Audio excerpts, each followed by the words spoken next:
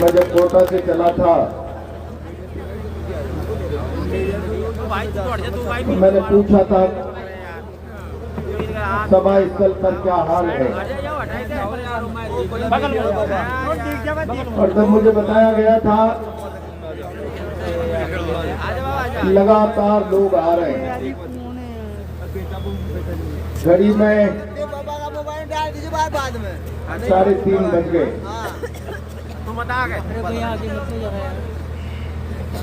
सबका नाम लूंगा तो लंबा समय होगा। मेरे सामने उपस्थित राजस्थान के कोने कोने से आए हुए सभी सम्मानित महानुभाव, नौजवान मित्रों,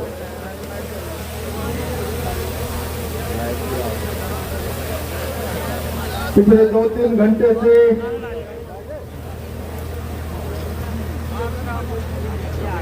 लगातार मंच से आप लोग वक्ताओं की बात को सुन रहे हैं।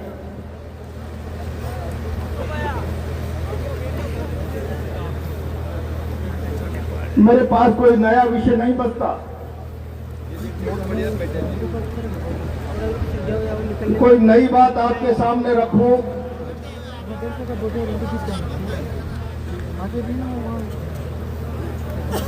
13 तारीख की समरावता की घटना ने सारे देश को हिला के रख दिया।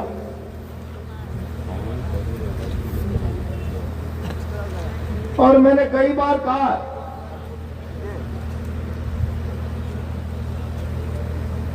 ऐसा दृश्य अंग्रेजों के राज में देखने को मिलता था। लोग जलियांवाले बाग में मीटिंग कर रहे, फिरंगी राज की पुलिस आई और लोगों पर गोलियां चला दी। हमने यह भी इतिहास में पढ़ा, जल जंगल जमीन आदिवासी की होगी, जमीन को कब्जाने के फिरंगी राज के कानून को नहीं मानेंगे। मानगढ़ में आदिवासी मीटिंग कर रहा था,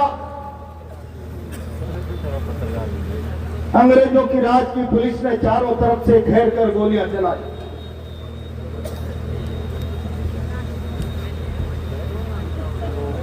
और उस मानगढ़ के शहीदों की शहादत,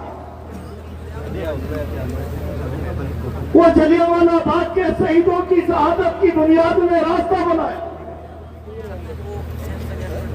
जब आजाद भारत में अपने अधिकारों की लड़ाई लड़ सके, आजाद भारत में तमाम लोगों के साथ न्याय और इंसाफ हो सके, लेकिन समरावता ने फिर भी जनरल डायर के इतिहास की यादें दिला दी। अपने लिए न्याय और इंसाफ की मांग को लेकर समरावता बैठा था। 15 किलोमीटर से हटाकर 85 किलोमीटर उपखंड में मत जोड़। लगातार पिछले कई दिनों से अपनी मांग को लेकर समरावता शासन प्रशासन के सामने अपनी बात रख रहा। सरकार के कानों में शीशा डालो। समरावता की बुनियादी मांग पर कोई ध्यान नहीं, और जब चुनाव का मौका आया तो सरकारों का ध्यान जाए, दिल्ली का ध्यान जाए। मतदान के बहिष्कार की घोषणा कर दी, जो संवैधानिक अधिकार।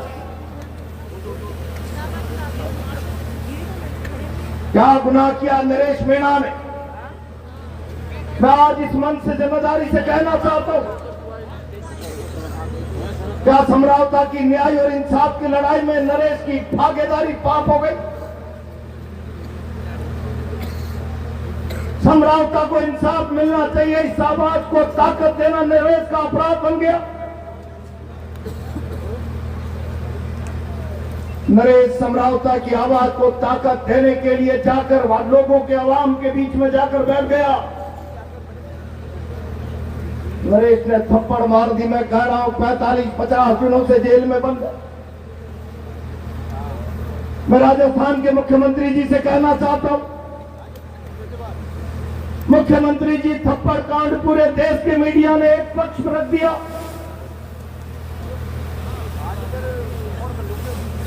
लेकिन समरावता अपनी मांग को लेकर लड़ रहा। मतदान का बहिष्कार हो रहा। आपके प्रशासन का एक अधिकारी एसडीएम आता है, बहन चित्रा मीणा का हाथ पकड़कर घसीटकर शासन का दम्भ दिखाता है। नौकरी से हटा देंगे, आंगनबाड़ी से हटा देंगे, जबरदस्ती मतदान कराता है। क्या यह अपराध की श्रेणी में नहीं आता? मैं सवाल करना चाहता हूं भजनलाल जी, आपके शासन में कोई अधिकारी महिला का हाथ पकड़कर घसीटे, क्या यह अपराध की श्रेणी में नहीं आता? मैं पूछना चाहता हूं राजस्थान की सरकार और प्रधानमंत्री जी, क्या चुनाव आयोग की आदर्श आचार संहिता के बीच में प्रशासन का व्यक्ति आए और जबरदस्ती एक दल के सरकार के पक्ष में मतदान कराने का प्रयास करे, लोगों को डरावे धमकावे? क्या यह अपराध नहीं है? कानून नहीं, कानून का वायलेशन नहीं? मैं जिम्मेदारी के साथ कह रहा हूं मुख्यमंत्री जी, आओ। क्यों डर लगता है आपको जनता का? क्यों डर लगता है आपको प्रेस का? 1 साल से आपने जनता का सामना नहीं किया। निकलो अपने घर के बाहर और कह दो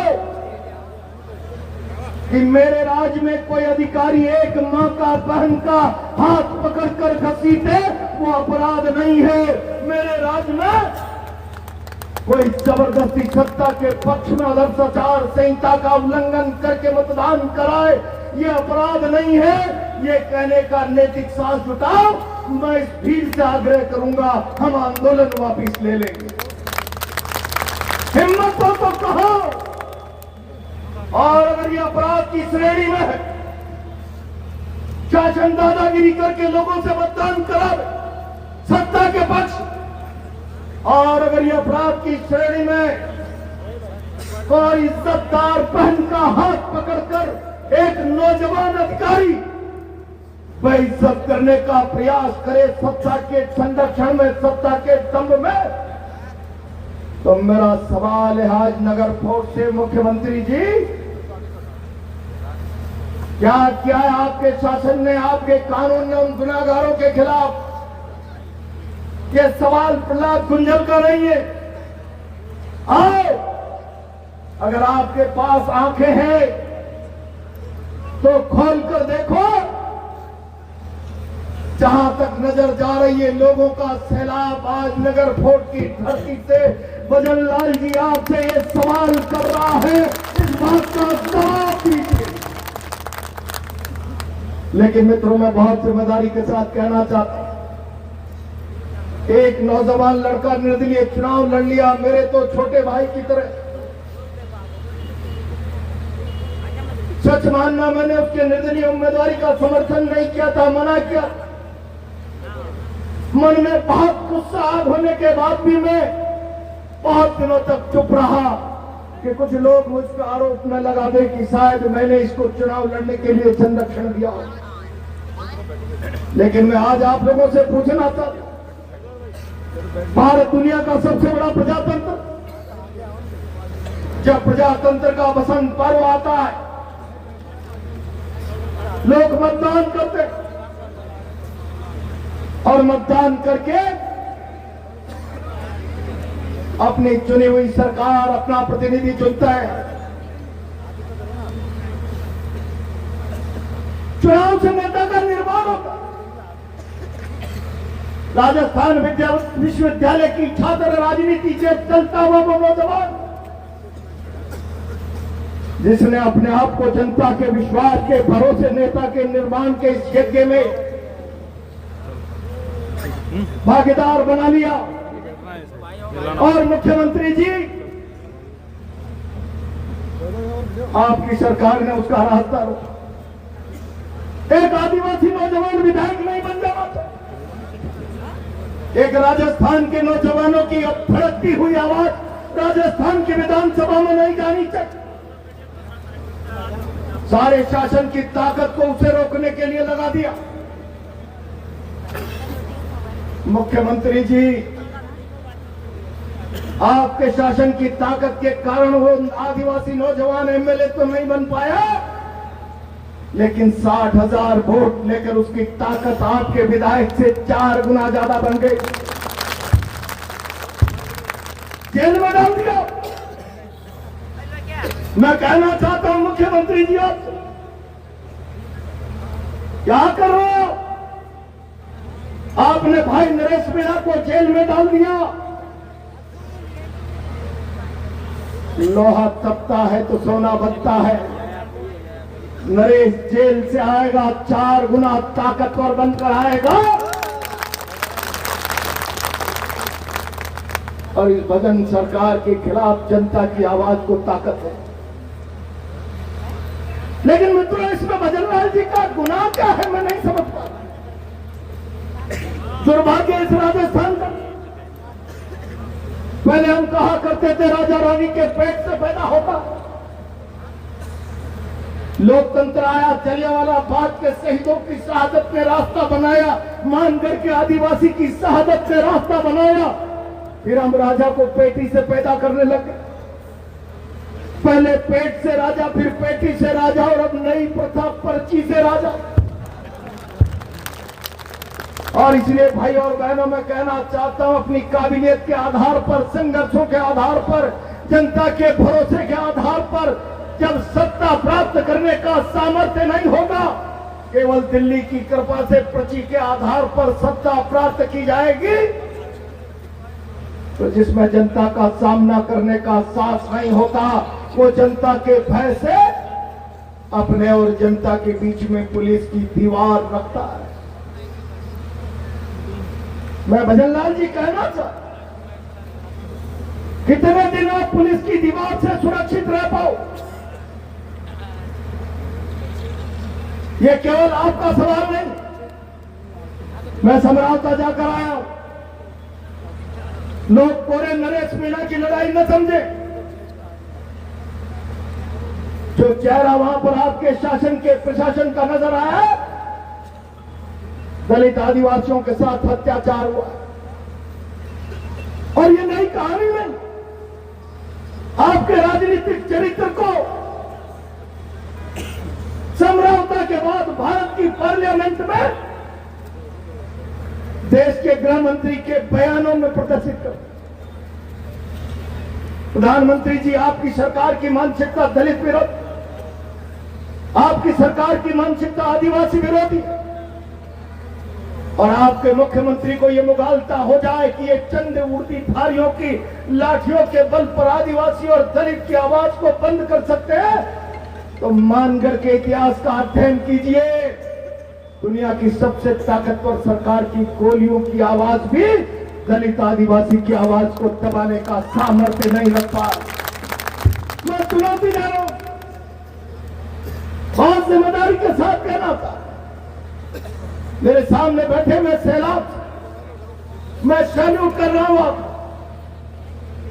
मैं चौथा बरवाड़ा गया,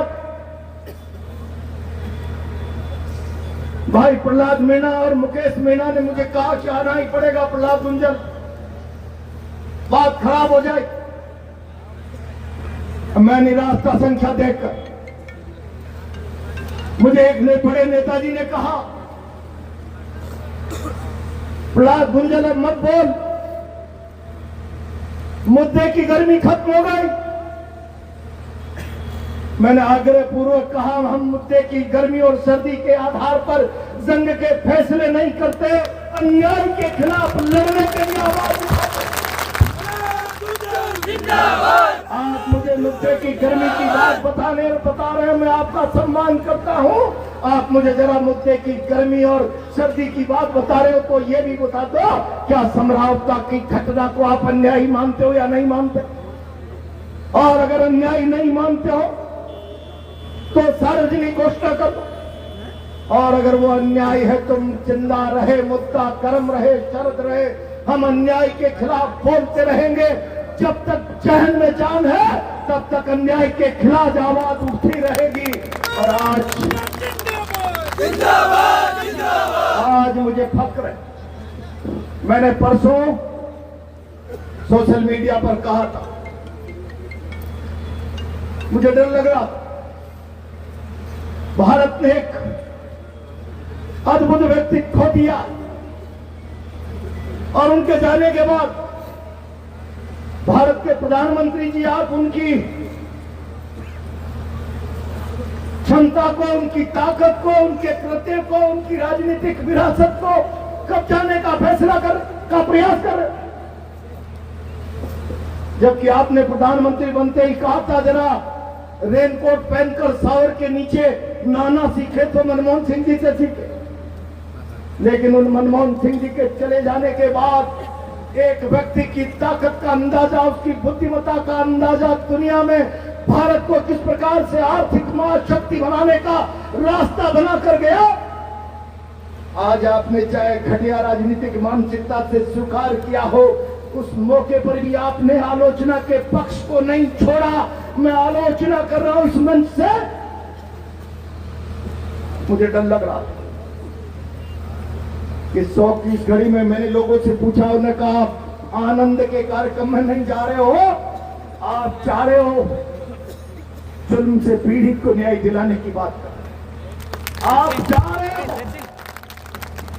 बहन चित्रा सहित, मैं कहना नहीं चाहता, रोज रोज मीडिया में देखते हैं वो बहनें कहती है प्रहलाद गुंजन जो भी नेता जाता है, मैं टिप्पणी नहीं करना चाहता, उसके सामने मेरी माँ ये बयान करती है सिर में टांके हैं बता सकते हैं, हाथ में प्लास्टर है बता सकते हैं, पैर में प्लास्टर है बता सकते हैं, प्रहलाद गुंजन कहां कहां नहीं मारा लाठियों से, कैसे बताए इतनी बड़ी जुल्म की दास्ता हो जाए। मैंने परसों कहा था जिसके मन में अन्याय के खिलाफ लड़ने का जज्बा है वो तमाम लोग उनकी को आओ। मैं आज सैल्यूट कर रहा हूं आपको, अभी अन्याय के खिलाफ आवाजें मरी नहीं है, लोगों के जहन में इंकलाब जिंदा है। और ये इंकलाब का नारा जो लिखा, मैं बहुत जिम्मेदारी से कहना चाहता हूं मित्रों, लड़ाई समाप्त नहीं, लड़ाई अभी आगे बढ़ने वाली है। इंकलाब के नारे का मतलब समझ लीजिए, मैंने बरवाड़ा में भी कहा इंकलाब में कुर्बानी छुपी है। ये भगत सिंह का फोटो लग रहा, भगत सिंह इंकलाब का नारा देकर अंग्रेजी सल्तनत से टकरा गए और जब फांसी का रास्ता बन गया तो सारा देश उबल गया।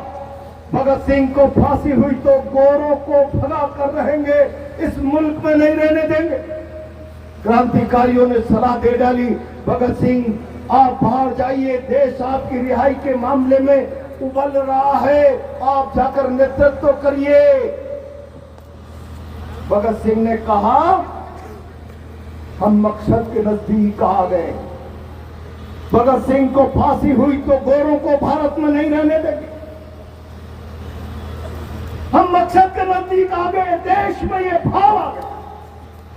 शायद मैं बाहर जाकर इस तूफान को आग में बदल सकूं, न बदल सकूं आंधी को तूफान, लेकिन मैं शहादत पर चला गया तो ये तूफान बन जाएगा। और इसलिए आज मेरा रास्ता बाहर के बजाय शहादत का रास्ता है।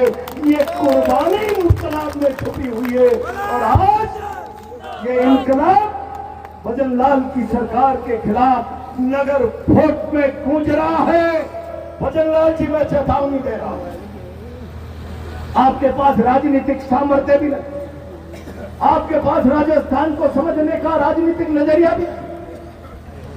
मैं कोई मुख्यमंत्री के ओहदे पर बैठे हुए सम्मानित व्यक्ति, आपसे मेरी मित्रता भी रही है, मैं कोई नीचा दिखाने के नजरिए से आपसे बात नहीं कर रहा हूं, लेकिन मैं आरोप लगा रहा हूं आपकी पार्टी का नजरिया दलित के खिलाफ, आदिवासी के खिलाफ है, गांव के खिलाफ है, गरीब के खिलाफ है, किसान के खिलाफ। अगर गांव गरीब के खिलाफ नहीं होता, मैंने देखा अभी खातिर आवाज कह रहे थे किरोड़ी लाल जी का सीमेंट फैक्ट्री आंदोलन, खाजरियाबाद जी आपने उस आंदोलन को देखा होगा। प्रहलाद गुंजल उस आंदोलन में 25 दिन तक भरतपुर की सेवर जेल में रहकर आया। मैं इस मन से कहना था, एक उम्र दराज नेता भजन लाल जी, जिस रोज डॉक्टर किरोड़ी लाल ने पुलिस की लाठियों से अपने आप को अस्पताल में पहुंचाया होगा, राजनीति में आपका जन्म भी नहीं हुआ होगा, आप मुख्यमंत्री बन गए, लेकिन आपने क्या मर्यादा रखी? समझौता में कहकर चले गए हम न्यायिक जांच कराएंगे, एक एक पाई की भरपाई कराएंगे। आपने उस आदिवासी इतने बड़े वरिष्ठ जिसका जीवन पूरे राजस्थान के नौजवान किसान आदिवासी दलित के लिए लड़ते लड़ते होम हो गया, आपने उसका मानवर्धन किया, आपने उसके साथ अन्याय किया, उसको नीचा दिखाने का प्रयास किया। मैं किरोड़ी लाल जी से कहना चाहता हूं, किरोड़ी लाल जी क्यों मौन हो? भजन लाल शर्मा अगर आज मुख्यमंत्री की कुर्सी पर बैठे हैं तो भारतीय जनता पार्टी में केवल अकेले किरोड़ी लाल का संघर्ष पिछले 5 सालों का आधार बना है। बोलो इस आवाज के लिए, मौन धारण मत करो। समझौता को न्याय चाहिए, उठकर खड़ा हो मुख्यमंत्री के खिलाफ और बोलो ये राजस्थान का आदिवासी आपके साथ खड़ा है, लेकिन मौन धारण मत करो, जिल्लत बर्दाश्त मत करो। इस सरकार ने आपको हाशे का आदमी बनाकर खड़ा कर दिया। आपके संघर्ष के इतिहास को इस सरकार ने दफनाने का कार्यक्रम बना लिया। मैं आज समझौता की नगर भोट की धरती से चुनौती दे रहा हूं, भजन लाल जी आप कितनी ही आदिवासी विरोधी मानसिकता, ये फितरत, पहले धर्म के आधार पर लोग लड़ाएंगे, हरियाणा में ओबीसी के आप लोगों को आपस में लड़ाएंगे। मैं बहुत इस पर नहीं कहना था, लेकिन मैं इतना कहना चाहता हूं, जातियों को लड़ाकर, जातियों में मतभेद पैदा करके, जातियों को हताश निराश करके, प्रताड़ित पीड़ित करके सत्ता आपका मकसद, ये राजस्थान समझ गया है। मैं इस मन से आपको चेतावनी दे रहा हूं। मित्रों मैं बहुत लंबी बात नहीं करूंगा, मैं आज थोड़ा सा उत्साहित, मंच पर सारे लोग जिम्मेदार लोग बैठे हुए, मैं तमाम जिम्मेदार लोगों से आग्रह करना, मेरे भाई नीतू जी भी मध्य प्रदेश से आए, चंडेल जी मेरे भाई वो भी आए, कुछ लोग और भी हैं आदिवासी नेता, 2 विधायक बाप पार्टी, कुछ रिटायर्ड अधिकारी बैठे हैं, कुछ समाज सेवी बैठे हैं, कुछ सरपंच लोग बैठे हैं, मेरे सामने धड़कता हुआ गोला नौजवान बैठा हुआ जिसके अंदर आप थोड़ा सा आउट हो जाएगा, नहीं हो रहा। मैं मन से आग्रह कर रहा हूं, मांग पत्र हमारा तैयार है, मंच पर हम बुलाकर अधिकारी को ज्ञापन देंगे और साथ में चेतावनी देंगे। मैं आज आप लोगों को यह नहीं कहना चाहता आओ, मैं कई जिलों में घूमा हूं इस बैठक के लिए और मैंने एक ही बात कही कि प्रजातंत्र में सरकारों को डराने का हथियार जनबल है और इसीलिए मैं 29 तारीख का आह्वान आपको सिर कटाने, सिर काटने नहीं, सिर गिराने के लिए कर रहा हूं। आज आप लोग आए ताकत, मुख्यमंत्री जी के आंख नाक कान शासन के लोगों आगाह कर दो, नजरअंदाज न करें इस महापंचायत। अगर इसको नजरअंदाज करने का प्रयास किया तो गंभीर परिणाम होंगे, राजस्थान की धरती पर जल जला देगा। और इसलिए मैं आज कह रहा हूं, मैं जिम्मेदारी के साथ कह रहा हूं, मैं अकेला क्या घोषणा करूंगा, 10 लोगों के साथ जयपुर में चर्चा करेंगे। नए साल के बाद 1-2 दिन में हम इस सरकार को 10 दिन का समय दे रहे हैं। नरेश मीणा सहित मैं अभी आ रहा था, अरन्या गांव के एक सज्जन मिल गए, मेरा बेटा मोटरसाइकिल से परीक्षा देकर आ रहा था, हमें दूसरे दिन मोटरसाइकिल में चाबी लगी हुई सड़क पर मिली। हम तो दंग रह गए, क्या होगा? बाद में पता चला पुलिस उठाकर जेल में ले गई। भजन लाल जी, अंधेर नगरी चौपट राजा, क्या आपने आपकी पुलिस को यह अधिकार दे दिया सड़क पे चलते हुए आदमी को गुनाहगार बना दो, उसके साथ जुल्म करो, अन्याय करो, अत्याचार करो। बेगुनाहों की रिहाई तत्काल प्रभाव से हो जानी चाहिए, नरेश सहित तमाम लोगों की। और जिनकी संपत्तियां जलाई है उन तमाम संपत्तियों का पुनर्भरण हो जाना चाहिए। और जिन अधिकारियों ने समरावता में जुल्म अत्याचार किया है, कानून का उल्लंघन किया है, उन अधिकारियों के खिलाफ कार्रवाई और राजस्थान हाईकोर्ट के सिटिंग जज से न्यायिक जांच कराई जानी चाहिए। ये मंच बैठा है, मैदान में डट जाना, पीछे मत हट जा। मैं बहुत जिम्मेदारी से कह रहा हूं, मैंने सरकारों के खिलाफ कई बड़े आंदोलन लड़े, अनुभव के आधार पर सबसे प्रार्थना कर रहा हूं, मंच की मर्यादा को भंग मत करना। 10 दिन में सरकार ने अगर सकारात्मक कदम नहीं उठाए तो अगला पड़ाव राजधानी में होगा और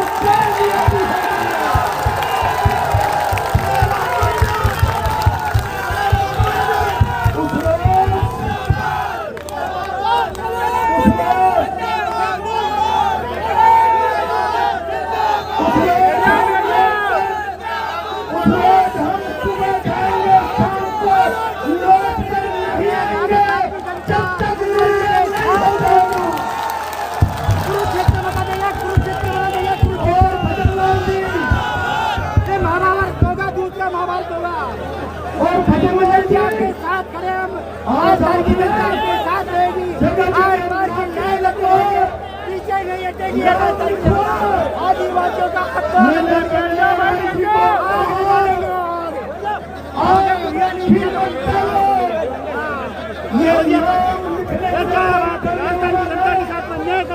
ये सबसे बड़ी भूल है। सरकार को जायजा, सरकार सबको मिले, सरकार बेगी गूंगी काली सरकार है ये सरकार मैंने चुनौती दी कि जिसकी मांगे वोट मिलेगा है 29 तारीख को राजकुंजन जिंदाबाद, जिंदाबाद, जिंदाबाद, राजकुंजन जिंदाबाद,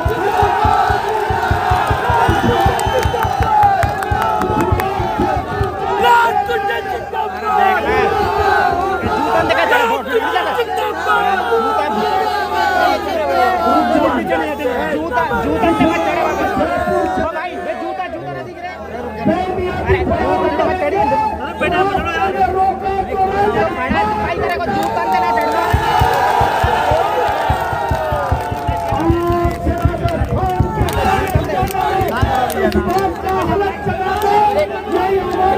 ओ भाई ओए दादा और नीचे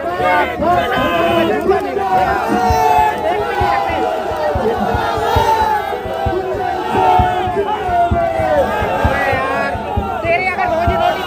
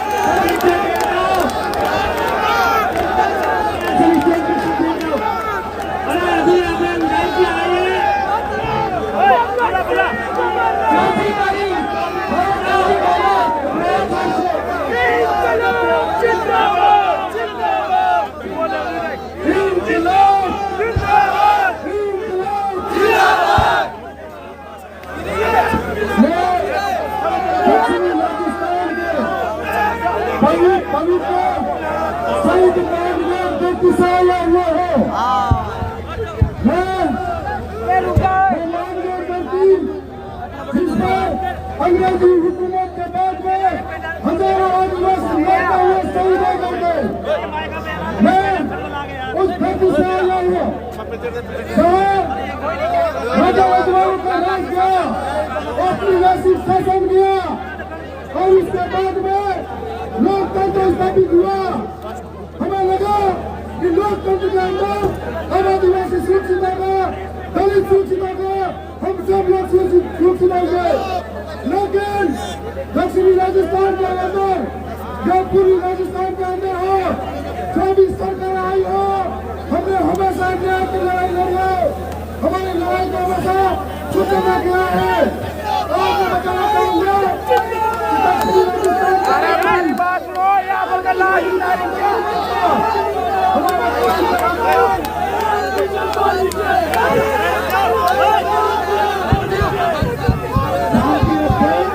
ये इस बार लास्ट तारीख होगी। ये ज्ञापन हम यहाँ प्रशासन के लोगों को दे रहे हैं। एसडीएम साहब, एडिशनल एसपी साहब यहाँ आकर ज्ञापन ले रहे हैं और स्पष्ट शब्दों में विनम्रता से सरकार को आगाह कर रहे हैं। इस महापंचायत के अंदर की तो जयपुर में अगले 10 दिन बाद ईंट से ईंट बजा देंगे।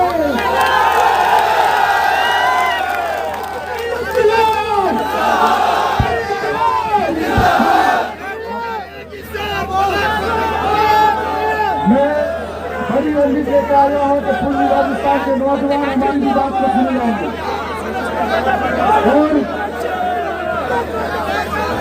और सभी को मेरे सुनाई के सबरे तुम शांति से रहो। अभी तो बहुत वक्त है जो बोलेंगे शांति में चाहिए। पश्चिमी राजस्थान के अंदर भी कुछ समय पहले लोगों का आंदोलन हुआ था।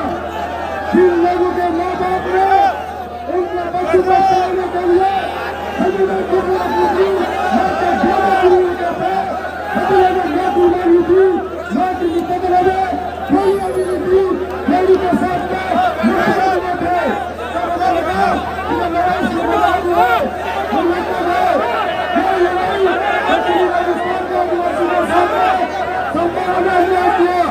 लेकिन धीरे धीरे पूर्वी राजस्थान के अंदर हमने देखा राजस्थान के अंदर कि जब खुचर भाई अपने हक के लिए लगा थे तो खुचर भाई के साथ कभी कई सरकारें बारी बारी से इसी प्रकार से अत्याचार करती रही।